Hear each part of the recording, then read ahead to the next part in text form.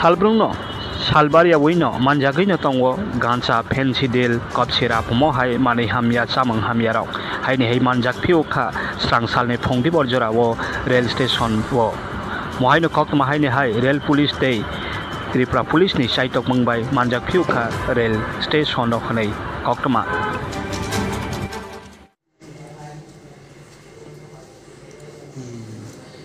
Actually গতকালকে আমরা প্রত্যেক দিনের মতোই যে ট্রেনগুলো যায় এবং সবসময় আমরা চেকিং করি, তো সেই সুবাদে কালকেও আমরা আরপিএফ, জিআরপিএফ এবং আমাদের যে অন্যান্য গোয়েন্দা বিভাগ আছে আমরা সবাই চেকিং করছিলাম।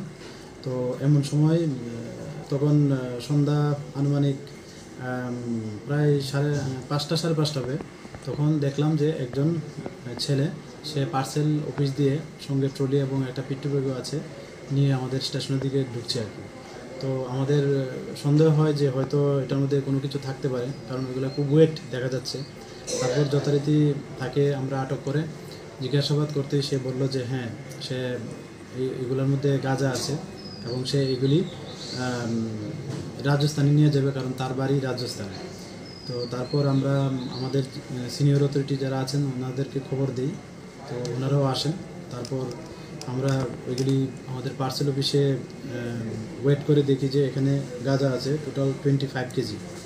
তো ওকে জিজ্ঞাসাবাদ করলে বলে যে প্রত্যেকটি প্রায় 4000 কেজি করে কিনেছে, তো এই সুবাদে প্রায় 1 লাখ টাকার মতো হয়।